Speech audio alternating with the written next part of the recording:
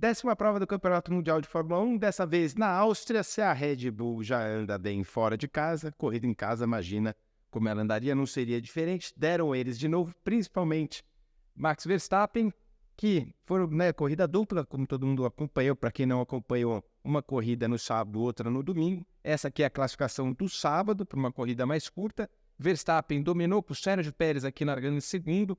Norris com a McLaren, surpreendendo. Para quem lembra, a McLaren no começo do ano sofrendo muito. O Norris se andou muito bem nessa pista em específico, então ainda estão falando se será que é o carro, será que é ele.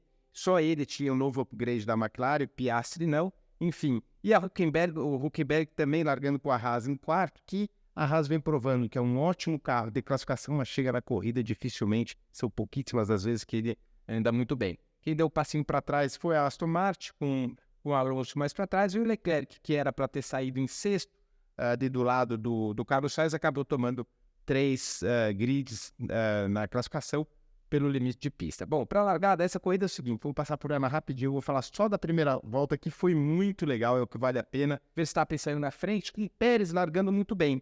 Então, deu o que falar, né? O Pérez sabia que se tivesse alguma chance, teria que arriscar na primeira volta, na primeira curva, foi o que ele fez. Ficou atrás do Verstappen, mas tinha uma chance de ultrapassagem na curva 1, só que ele pegou pesado, né? Ele chegou, largou na frente, o Verstappen veio para embalar, passando ele acabou jogando o Verstappen na grama. Isso aí ficou no limite, eu diria que nem veio punição nos motivos por que é briga entre equipe. Às vezes os comissários fecham um pouco o olho quando é guerra entre companheiros de equipe, mas o fato que isso aconteceu, isso tudo que a gente viu foi lá na curva 1, lá na primeira curva. Depois na freada forte seguida, o Verstappen já devia estar com o sangue aqui em cima, ele deixou para frear lá dentro, realmente acabou passou um pouquinho do ponto, mas não de propósito, né? Deu uma balançada, jogou o Pérez um pouco para fora, e foi uma pena porque o Carlos Sainz, que vinha, eu vou falar logo atrás, ele deu uma atravessada aqui, parou demais o carro entrou no anti-stall, que é aquele jeito que quando, né, o carro acaba quase morrendo e ele perdeu várias posições. Se a gente olhar a telemetria, aqui a hora que o Verstappen é jogado para fora, ele tira o pé, mas chega na curva seguinte, ele freia lá para dentro para realmente passar o companheiro de equipe. E aí seguiu o Norris ficando, para fora escorregou o Pérez, ele não queria desistir, né? Os dois brigando até o último momento aqui, ficou realmente o Verstappen querendo dar uma forçada para fora, né, jogando um pouco mais duro com o Pérez, mas depois que as coisas se estabilizaram nessa daqui, quem gostou foi o Hülkenberg, que passou por algumas voltas ali até o Pérez conseguir a recuperação, mas foi a primeira volta muito intensa. O final, não muito diferente do que a gente esperava, o Hülkenberg caindo para a 7ª posição, as Mercedes não aparecendo, ficando em 9º e 10º, e o Piastri também fazendo a melhor volta numa situação de pista que foi secando. Alguns pilotos tentaram uma estratégia diferente com pneu de seco, mas o fato é que os dois carros da Red Bull dominaram, e a Ferrari do Sainz segundo, e o Stroll chegando na frente do Alonso numa briga bem interessante. Sobrou aqui para o nosso grande, praticamente já campeão do ano, Verstappen na pole.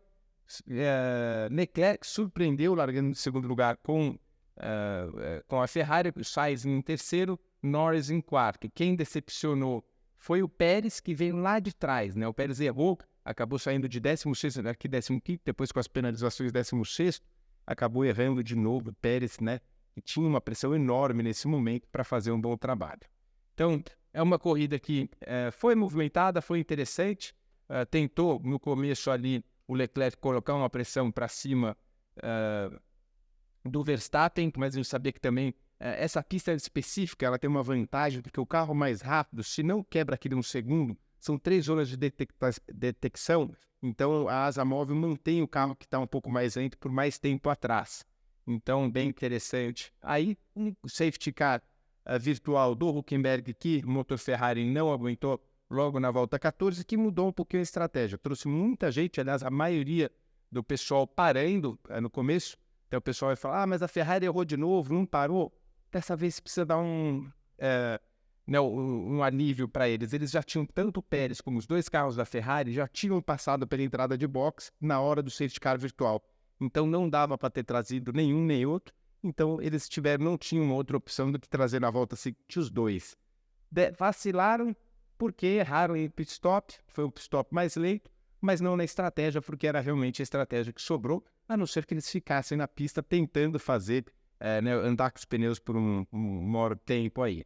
O Pérez também foi outro piloto que não passou, mas como ele largou lá de trás, tinha uma explicação, né? Ele tinha que tentar recuperar, passar os carros mais lentos, que mesmo com o pneu um pouco mais desgastado com 12, na hora lá com 12, 13 voltas, ele poderia andar na frente dos carros com os pneus mais off, porque realmente o carro deles está muito rápido. Então, nesse momento aqui, a gente vê Verstappen não parou, Pérez não parou, pulou lá para, na volta 17 ele já era terceiro, Tsunoda, Magnussen e Bottas. Aí todos os restos pararam logo depois da McLaren. O Sainz numa briga boa com o Pérez, aí já um pouco de estratégias diferentes, até que o Verstappen vai parar na volta 25.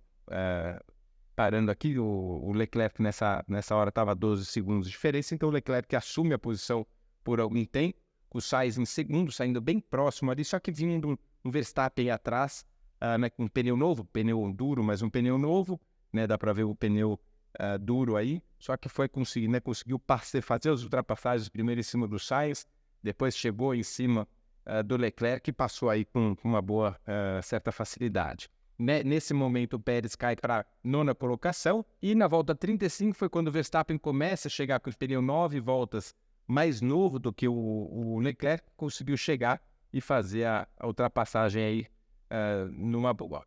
Pérez e Alonso também, uma briga interessante, o Pérez vinha escalando também numa estratégia com um pneu mais novo, também conseguiu fazer uma boa corrida, até ao momento da volta 46 do Sainz fazer o pit stop dele. O Pérez vem subindo, a gente já está na volta 61 aqui, faltando 10 voltas, fez uma boa corrida, apesar de ter sido muito agressivo.